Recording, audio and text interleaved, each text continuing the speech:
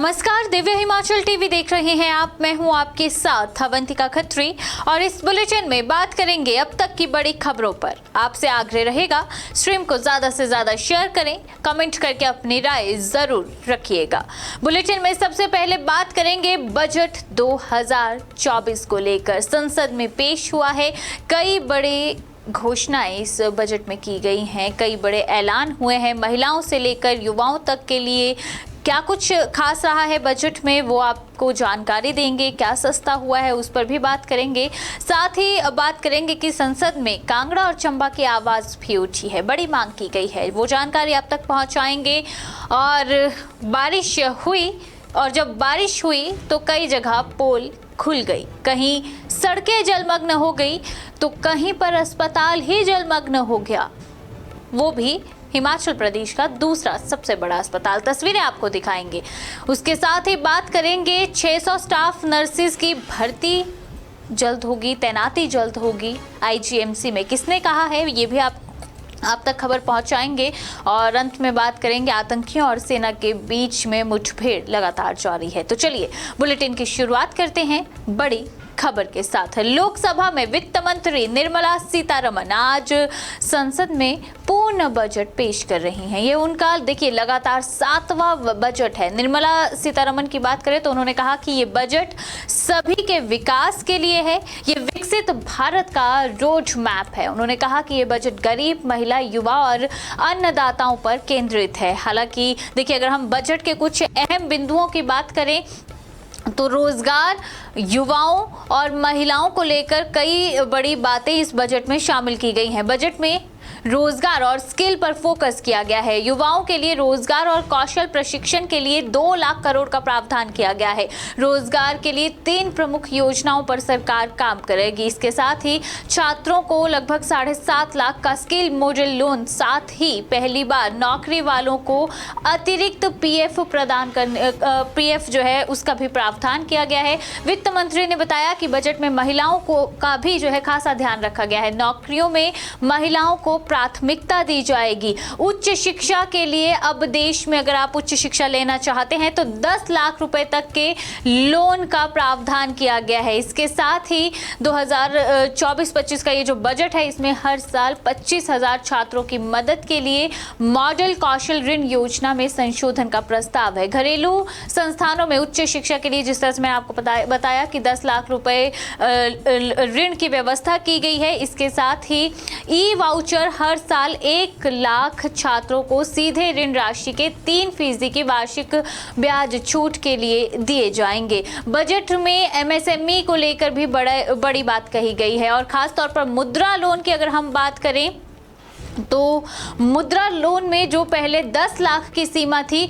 अब उसे बढ़ाकर 20 लाख रुपया कर दिया गया है। कुछ बड़ी घोषणाओं की बात करें तो जिस तरह से मैंने आपको बताया 1 लाख रुपए से कम सैलरी होने पर ईपीएफओ में पहली बार रजिस्टर करने वाले लोगों को यानी कि युवाओं को 15,000 रुपए की मदद 3 किश्तों में मिलेगी। एजुकेशन लोन के बारे में हमने आपको जानकारी दी। उसके साथ ही यहाँ पर अगर हम बात करें किसान, युवा, महिला और गरीबों के विकास के लिए अलग अलग योजनाओं के जरिए बेनिफिट स्कीम लाई जाएगी। 6 करोड़ किसानों की जानकारी लैंड रजिस्ट्री पर लाई जाएगी। 5 राज्यों में नए किसान क्रेडिट कार्ड जारी किए जाएंगे। बिहार, झारखंड, पश्चिम बंगाल, उड़ीसा और आंध्र प्रदेश के लिए इंफ्रास्ट्रक्चर डेवलपमेंट के लिए विशेष स्कीम लाई गई है। इसके साथ ही आपको बता दें इस बजट की अगर हम बात करें तो कुछ फेरबदल भी हुआ है। सोना चांदी पर कस्टम ड्यूटी जो है वो घटकर अब 6% आयातित सोना जो है यहाँ पर आप सस्ता होगा। इसके साथ ही एंजल कर व्यवस्था समाप्त कर दी गई है। आयकर अधिनियम 1961 की व्यापक समीक्षा की घोषणा की गई है। 6 महीने में पूरा करने का प्रस्ताव भी है। प्लैटिनम पर सीमा शुल्क 6.5% करने का प्रस्ताव रखा गया है। म्यूचुअल फंड और यूटीआई पर 2% कर को वापस लिया गया है।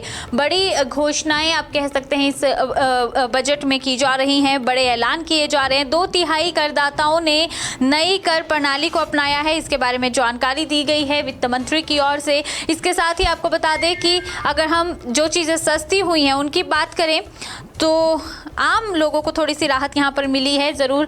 मोबाइल चार्जर, लेदर और जूतों पर कस्टम ड्यूटी घटी है। ई कॉमर्स ऑपरेटर्स को टीडीएस में भारी छूट की बात कही गई है। कृषि और और सहयोगी क्षेत्रों के लिए लगभग 1.52 लाख करोड़ रुपए का आवंटन किया गया है। जलवायु परिवर्तन के अनुकूल और उच्च पैदावार वाली 109 उपज किस्में जारी होंगी। महिलाओं और बालिकाओं के सशक्तिकरण के लिए 3 लाख करोड़ से अधिक का आवंटन। आंध्र प्रदेश के लिए यहाँ पर आप कह सकते हैं कि बड़ी घोषणा हुई है। आंध्र प्रदेश के लिए चालू वित्त वर्ष बहुपक्षीय एजेंसियों के माध्यम से 14,000 करोड़ की घोषणा की गई है।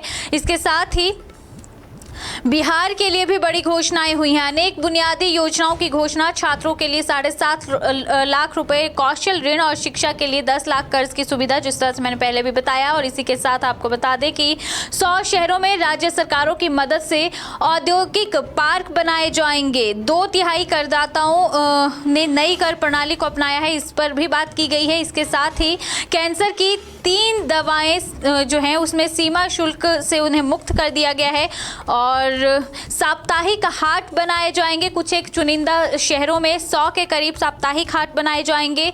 वित्तीय घाटे के बारे में जानकारी दी गई है। वित्तीय घाटा जीडीपी के 4.9% और अगले वित्त वर्ष में 4.5% रहने का अनुमान है। इसके अलावा भी कई बड़े आप कह सकते हैं इस बजट में बातें कही गई हैं। अगर उनका अगर हम जिक्र यहाँ पर करें तो देखिए, युवाओं को ज़रूर राहत देने की कोशिश की गई है। रोज़गार के नज़रिए से अगर हम बात करते हैं तो कहीं ना कहीं युवाओं को लेकर ये ज़रूर माना जा रहा है कि रोज़गार देने पर सरकार फोकस कर रही है। इसके साथ ही वेतनभोगी कर्मचारियों के लिए न्यू टैक्स रिजीम में स्टैंडर्ड डिडक्शन 50,000 से बढ़कर अब 75,000 हुआ है। ये बजट में बात कही गई है। इसके साथ ही स्टार्टअप को बढ़ावा देने के लिए जिस तरह से मैंने पहले बताया एंजल टैक्स है उसे खत्म कर दिया गया है।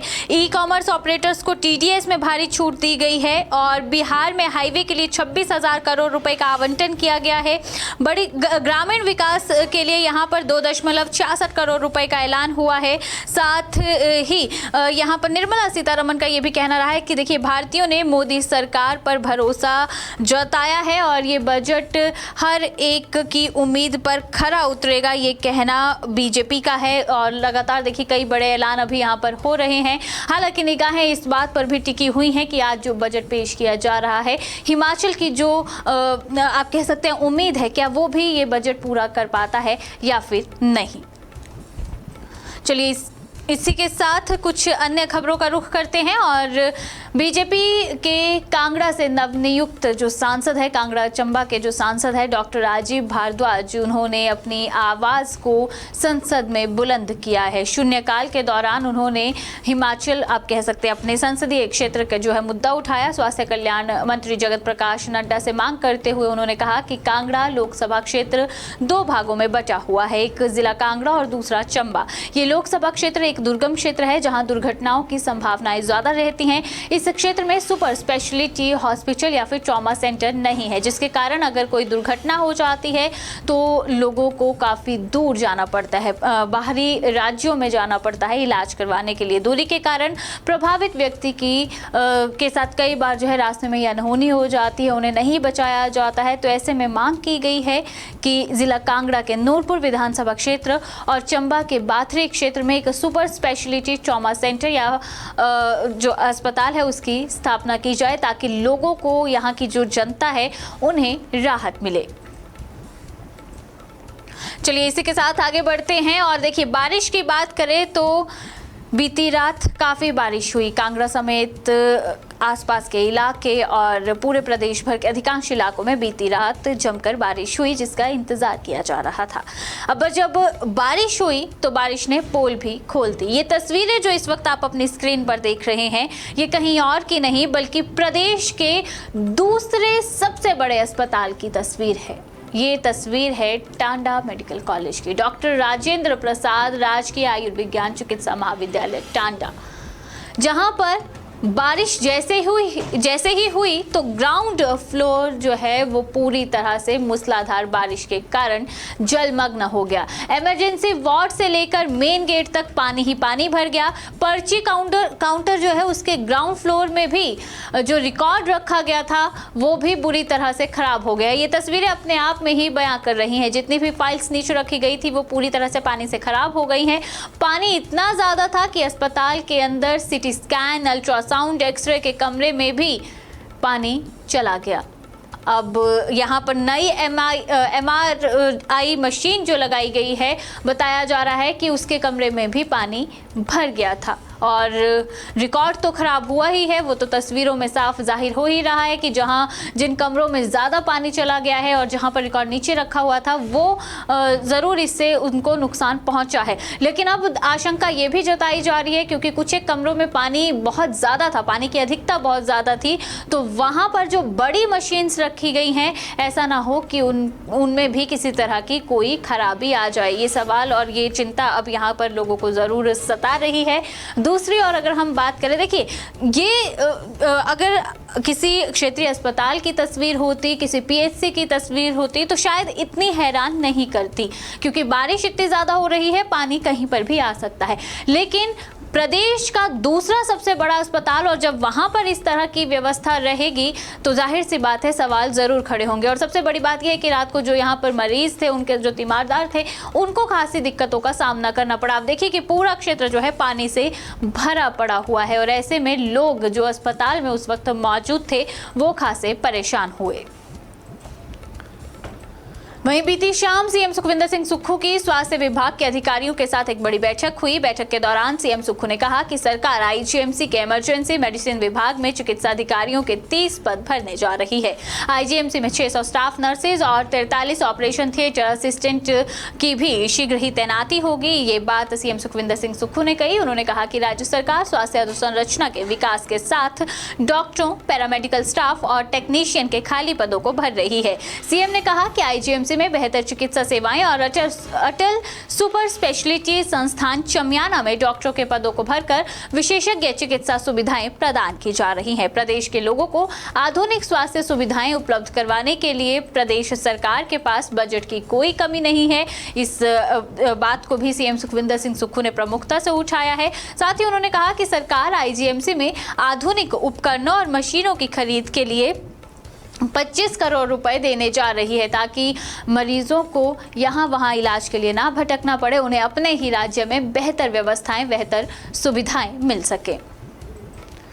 जम्मू कश्मीर के बटल सेक्टर में मंगलवार तड़के आतंकवादियों के साथ मुठभेड़ में भारतीय सेना का एक जवान घायल हो गया। सीमा पार से आतंकवादी घुसपैठ की कोशिश कर रहे थे।